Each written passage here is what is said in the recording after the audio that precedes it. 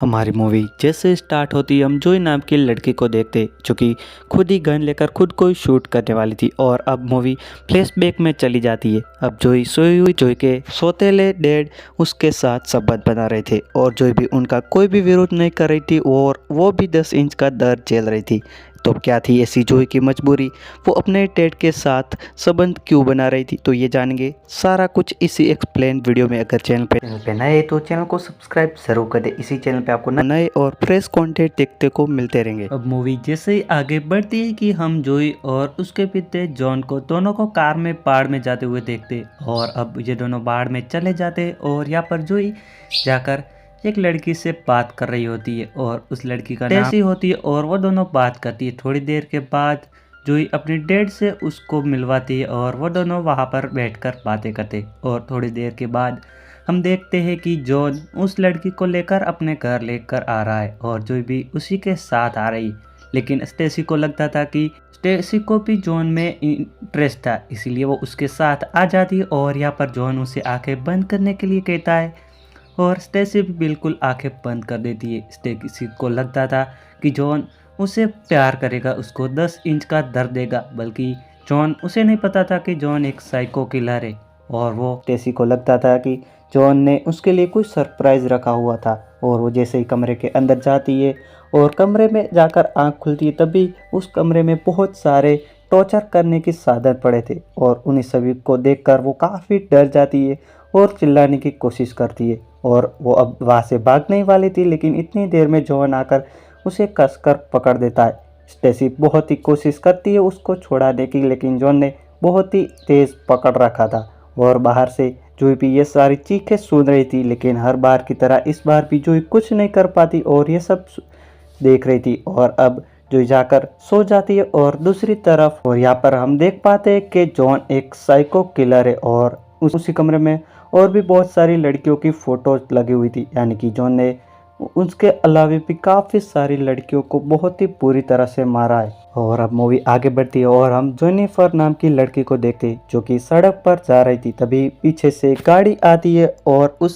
वो गाड़ी वाला जेनिफर को लिफ्ट देता है और वो दोनों चल पड़ते। और यहाँ पर जेनिफर उससे नाम पूछती है, तभी हमें पता चलता है कि वो गाड़ी वाला एक पुलिस ऑफिसर और उसका नाम स्कॉट है। और जेनिफर उस गाड़ी में कुछ तस्वीर देखती है, जिसके बाद स्कॉट उसे बताता है कि इस शहर में काफ़ी सारी लड़कियां एक के बाद एक गायब हो रही है और उन्हीं की सब की ये तस्वीरें। अब जोई भी स्टेसी को इतनी बहुत बदतर हालत में नहीं देख सकती थी, इसीलिए अब जॉन जैसे ही घर से बाहर जाता है जोई उसी कमरे के अंदर स्टेसी की मदद करने के लिए पहुंच जाती और स्टेसी बंधी हुई थी तो उसे छोड़कर वहां से फिर से चली जाती। और अब थोड़ी देर के बाद जॉन फिर से उसी कमरे में आता है तो वो स्टेसी को मरी हुई देखता है और अब जॉन को पता चल चुका था कि इसकी मदद ज़रूर जोई ने की होगी। उसके बाद वो तुरंत जोई के पास जाता है और जोई को बहुत ही ज़्यादा डांटने लगता है और उसको साथ साथ उसे ये भी कहता है कि अब स्टेसी की लाश को तुम्हें ठिकाने लगाना होगा। और फिर जॉन स्टेसी की दोनों टांगें जोई के हाथों से कटवा देता है और जोई ये सब काम करके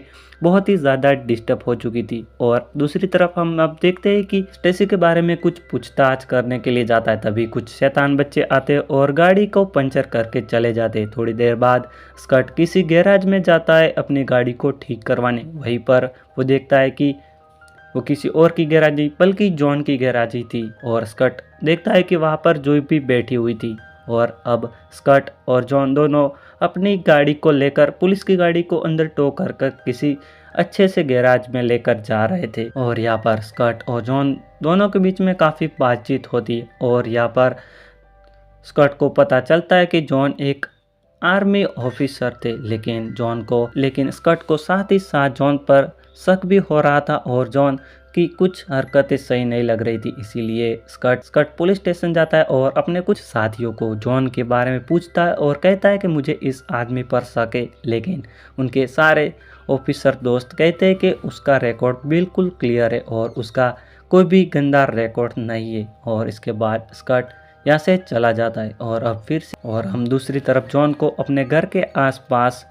ट्रैप बिछाते हुए देखते हैं। और अब जॉन और जोई दोनों ही एक बाड़ में जाते अपने अगले शिकार के लिए और उसी बाड़ में जेनिफर जो कि हमने पुलिस के साथ देखी थी वो भी वहीं पर काम करती है। लेकिन जोई जाकर जेनिफर से बात कर रही थी तभी जॉन एक एनी नाम की लड़की से बात कर रहा था और वहाँ पर जैसे ही जेनिफर आती है तो जॉन उससे भी फ्लर्ट करता है। लेकिन उस रात जेनिफर की किस्मत अच्छी थी इसीलिए वो उसके जाल में नहीं फंसती, लेकिन एनी उसके जाल में फंस चुकी थी और ड्रिंक में नशे की दवाई मिला देता है और एनी को अपने साथ फिर से घर ले आता है और वही करता है जो कि पहले स्टेसी के साथ किया था। और अब इसका सिलसिला ऐसे ही चलता है और अब फिर से एनी को मेटल के बेड के साथ बांधकर और उसे झटके दिए जा रहा था और उसे बहुत ही बुरी तरह से टॉर्चर कर रहा था। और इस बार भी जुई बाहर से खड़े होकर सारी चीखें सुन रही थी। इस बार भी जुई कुछ भी नहीं कर सकती थी और जॉन इसी तरह से एनी को बहुत ही ज़्यादा डिस्टर्ब कर रहा था। लेकिन अब बहुत ही ज़्यादा गुस्से में आ चुकी थी जुई, इसीलिए अपने घर आती है और वही सीन दिखाता है जो कि हमने मूवी के स्टार्टिंग में देखा था, यानी कि जोई एक गन निकालती है और अपने आप को शूट करने वाली होती है, लेकिन वहीं से अपने आप को शूट ना कर कर जॉन के पास चली जाती है। पहले तो वो जॉन को शूट करना चाहती थी लेकिन वो यहाँ पर फिर से कमज़ोर पड़ जाती है और फिर से एनी को इतनी बदतर हालत में नहीं देख सकती थी, इसलिए एनी को गोली मारकर उसको वहीं पर मार देता है। और अब दूसरी स्कर्ट को कुछ इस केस में लीड मिली थी तो वो जैन की एक बेटी जो कि किसी स्कूल में पढ़ती थी तो उसी की पूछताछ करने के लिए वो वहाँ पर चला जाता है और वहाँ पर उसे पता चलता है कि जोई जॉन की गर्लफ्रेंड नहीं बल्कि उसकी बेटी है और जॉन उसे अपनी गर्लफ्रेंड बनाकर अपनी झूठी पहचान बनाकर रह रहा है सभी के बीच। और अब जोई ने एनी को मारा था तो जोई काफ़ी डिस्टर्ब हो चुकी थी और उसको रात को सारे डरावने सपने आ रहे थे और वो हर वक्त एनी को अपने सामने देखता था। लेकिन अब दूसरे दिन मॉल में जॉन और जोई दोनों ही कुछ शॉपिंग करने जाते हैं तभी स्कर्ट भी वहाँ पर आ जाता है और जोई को अकेला देखकर वो उससे बात करने लगता है। वो कहता है कि कोई तुम्हारी मजबूरी है तो तुम मुझे बता सकती हो, मैं तुम्हारी बिल्कुल मदद करूँगा। लेकिन जोई वहाँ पर कुछ भी नहीं कहती और उतनी ही देर में वहाँ पर जॉन आ जाता है और जॉन जोई को लेकर वहाँ से चला जाता है और साथ में यही कहता है कि तुम स्कर्ट से दूर ही रहना। और अब हम दूसरे दिन फिर से देखते हैं कि जॉन और जोई दोनों उसी बाड़ में आए थे और दोनों काफ़ी ज़्यादा ड्रिंक करते और वहाँ पर वो जोई की जेनिफर से काफ़ी अच्छी दोस्ती हो चुकी थी, इसीलिए वो जेनिफर के साथ बैठकर बातें करती और जेनिफर को साथ ही साथ ये भी कहती है कि तुम यहाँ से चली जाओ। लेकिन जेनिफर यहाँ पर एक भी बात नहीं मानती जोई को और जोई को पूरी तरह से इग्नोर करती है, इसीलिए उसकी भी ड्रिंक में नशीली दवाई मिलाकर जॉन उसको भी अपने साथ अपने घर ले आता है। और दूसरी तरफ हम स्कॉट को देखते जो कि जॉन की गाड़ी को देख चुका था और उसका वो पीछा कर रहा था। जॉन जेनिफर को लेकर उसी टॉर्चर वाले कमरे में लेकर चला जाता है और पीछे पीछे स्कर्ट भी जा रहा था, लेकिन उसी ट्रैप बिछाए हुए ट्रैप में स्कर्ट का पैर आ जाता है और स्कर्ट वहाँ पर बुरी तरह से फंस जाता है और बहुत ही ज़्यादा चिल्लाने लगता है। और यहाँ पर जेनिफर घर में जैसे ले आता है और उसे जॉन बांध देता है, लेकिन जेनिफर यहाँ पर डरे बिना जॉन को बुरी बुरी गालियाँ दे रहा था और जॉन भी यहाँ पर फिर से उसको टॉर्चर करना स्टार्ट कर देता है। और दूसरी तरफ जोई स्कर्ट के पास आती है और उस बिछा हुए जाल से स्कर्ट को निकालती है, लेकिन जोई बाहर जाती है तो जॉन भी उसे देखकर उसी के पीछे पीछे आ जाता है। तो वहाँ पर वो स्कर्ट को देखकर उसको बेहोश कर देता है मुंह पर वार करके और उसे घर में घसीट कर ला ही रहा था। इतनी देर में दूसरी तरफ जेनिफर को टाइम मिल गया था, इसीलिए वो अपनी एयरिंग के मदद से अपने आप को छुड़ा लेती है और वहां से भाग जाती है। जॉन जैसे उसी कमरे में आता है तो वो जेनिफर को नहीं दिखता, इसीलिए वो जुई को इस सब का जिम्मेदार ठहराता है और जुई को बहुत डांटता है। और थोड़ी देर बाद अपनी गन लेकर जेनिफर को ढूंढने के लिए फिर से जंगल में चला जाता है, लेकिन जेनिफर बहुत ही ज़्यादा चालाक थी, इसीलिए वो अपने साथ एक चाकू भी ले गई थी और वो दूर से ही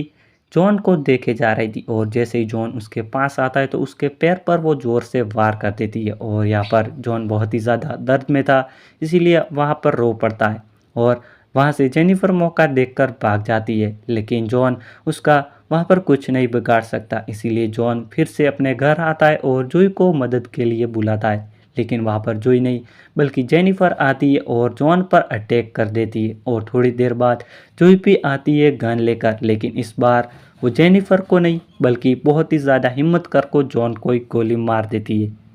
और जॉन की वहीं पर तड़प तड़प कर मौत हो जाती है। लेकिन यहीं पर मूवी का एंड नहीं होता। कुछ दिनों के बाद हम जेनिफर को स्कर्ट को मिलने मिलने आती है तभी हम देखते हैं। और स्कर्ट की हालत ख़राब थी, लेकिन वो अभी फ़िलहाल बहुत ही ज़्यादा ठीक था क्योंकि उसने अपना ट्रीटमेंट करा लिया था। और यहाँ पर हम जोई को भी देखते और फिर से वो अपने आप को यहाँ पर शूट करने वाली थी क्योंकि उसे बार बार यही याद आ रहा था कि उसने बहुत सारे लोगों की जान ली है। लेकिन यहाँ पर वो फिर से रुक जाती है और वो और जेनिफर मिलके सारे बुरे लोगों को ख़त्म करने का वादा करती है। और उसके बाद हम मूवी के एंड में देखते हैं कि एक ऐसे ही किलर को जोई और जेनिफर दोनों मिलकर मार देती और इसी के साथ मूवी का एंड हो जाता है।